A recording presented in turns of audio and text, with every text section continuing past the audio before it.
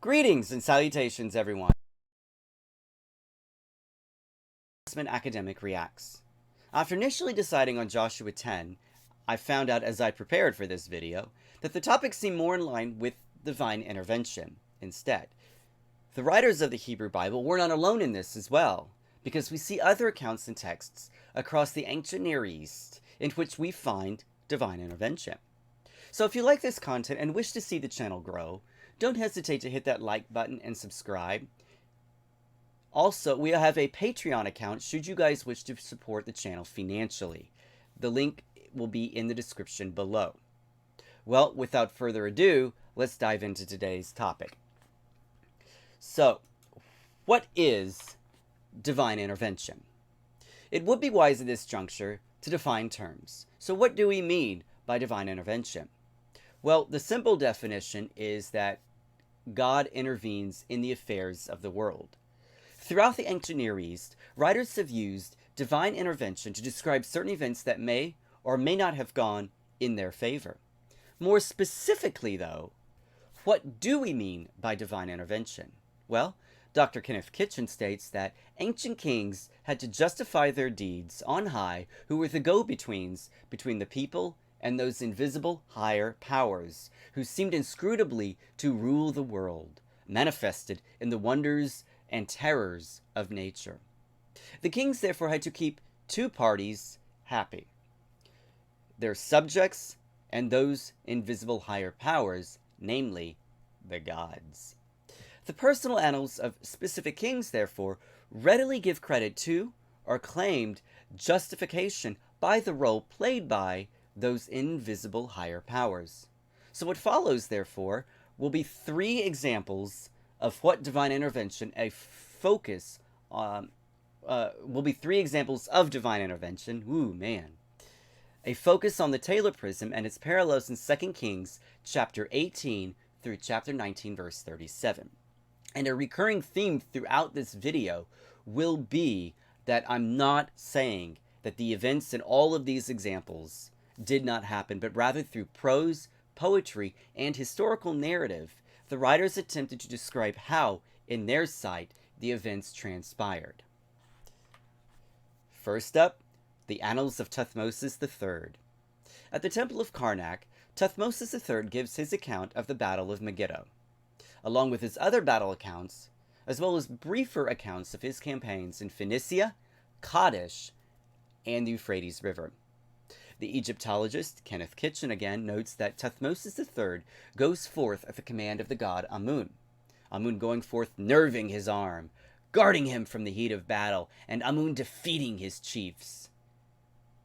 His Majesty commanded that the victories which his father Amun had given to him should be established upon a monument in the temple which his Majesty made for his father Amun, in order to set down each individual campaign, together with the booty which his Majesty carried off from it, and the dues of every foreign country which his father Re had given him. So we see here the important roles of both Re and Amun as Thuthmosis III went forth in these battles and his campaigns here. Once again, I should like to stress that no one doubts the historicity of the campaigns themselves or the battles, but these phrases and the direct quote from the text itself, Kitchen informs us, are nothing more than simple expressions of the king's faith in the justness of his cause, endorsed by his deity, Amun, and to a lesser extent, I would also add, Re. Second up, the Hittite Royal Annals. The Hittiteologist Theo Hout states that the 10-year Annals of Mershili is one of several historical records by that king. He, that is Mershili, wrote a biography of his father, Shupi-Lu-Liuma, try saying that 3 or 4 times fast, known as the deeds of, you guessed it, Shupi-Lu-Liuma. Twice, not doing too bad. As well as a full account of his entire reign, the so-called extensive annals. Several copies of the 10-year annals do exist, the best of which, KBO 3.4, joining the small fragment KUB 23.125. In a translation from Ian Russell Lowe, the text reads, I took up my hand to the sun goddess of Arena, my lady, and I spoke the following. O sun goddess of Arena, my lady, the surrounding enemy lands which have called me a child, and they have made small of me. Secondly, they have made to attack your borders. O sun goddess of Arena, my lady, stand with me forward and smite the aforementioned surrounding enemy lands. And the sun goddess of Arena, my lady, heard my word, and she stood with me. And while I sat on my father's throne, I conquered these surrounding enemies in 10 years, and I destroyed them. Elsewhere in the text, Russell again helps us by translating this. The sun goddess of Arena, my lady, the awesome Tarhunas, the storm god, my lord, Mizulus, daughter of the sun goddess Arena, and all the gods aided me. Literally, they foreran or proceeded. And I smote Piyama Kurundas, the son of Uchazitis, together with his troops and his horsemen, and I defeated him. Moreover, I caught him in the rear, literally seized him from behind. That's unfortunate. I also advanced across into the land of Arzawa, and I proceeded to Apasas, the city of Uchazitis. Uchazitis did not oppose me. He evaded me, and he went across the sea to the islands. There he remained. Again, no one doubts the events described in these accounts, but this account demonstrates the faith of the king towards his gods in battle, whilst also legitimizing his rulership or kingship. Next up, the Assyrian Annals. In addition to the Annals of Thuthmosis III and Murshili, Sennacherib also gives an account of his campaigns known as the Assyrian Annals, or more popularly known as the Sennacherib Prism. More specifically, we will look at Sennacherib's campaign in the Levant, which is recorded both here in the Assyrian Annals and in 2 Kings 18 through 19, verse 37. In the 4th year of the reign of King Hezekiah, Sennacherib attacked the fortified cities of Judah. He sacked Lachish before fixing his gaze on Jerusalem.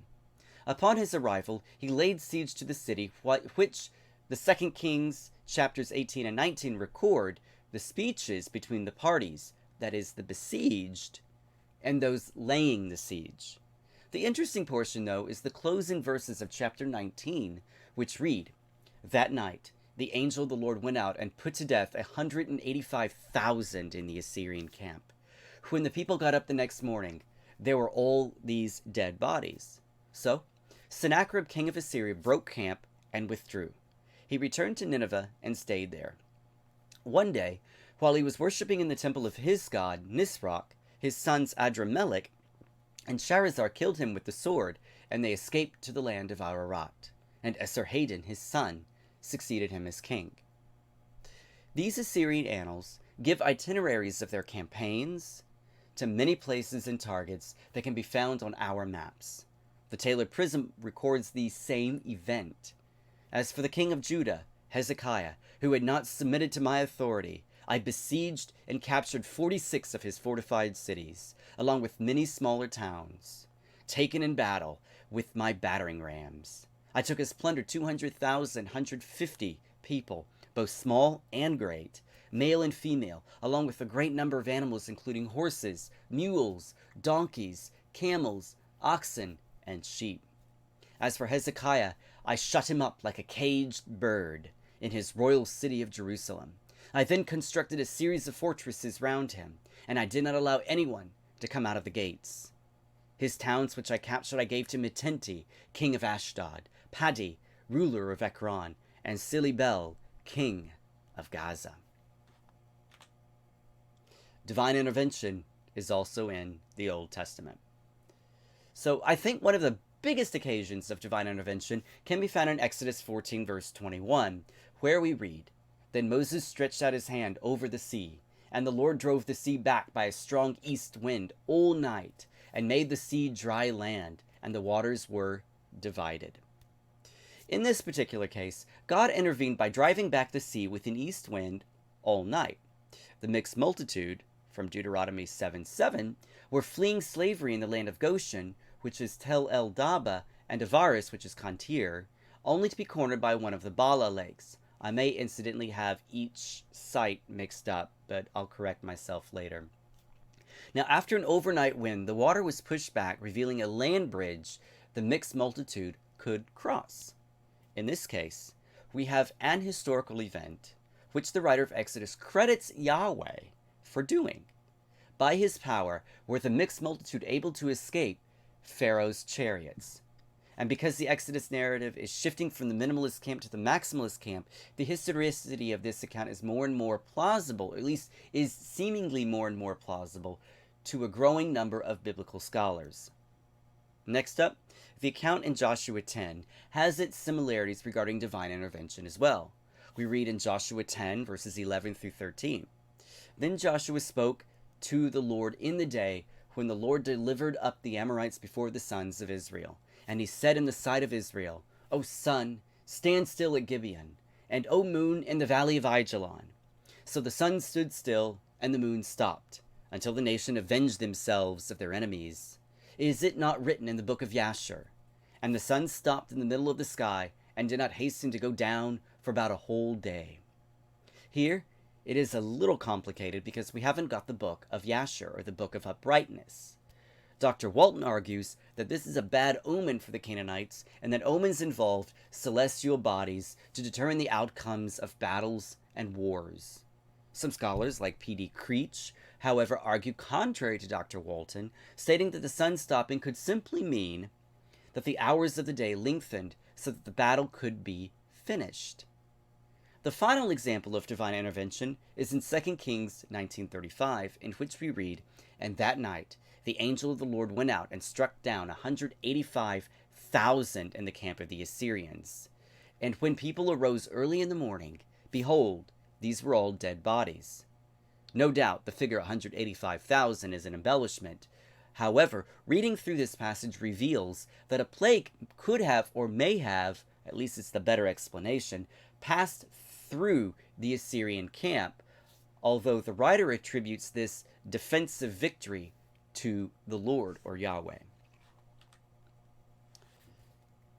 Now, there are many more examples of divine intervention within the Old Testament and the ancient Near East, as I pointed out at the beginning of this video. But it is noteworthy because divine intervention is in the texts that means that these events did not happen, that these events actually happened, to say it more clearly. J.W. Ramsey, studying etiological narrative in the book of Joshua, concluded that the appearance of etiological narrative does not automatically prove the narrative to be lacking in historical value, determination of genre, or form being incapable of answering the historical question. I think that we can also apply this same logic to divine intervention as well.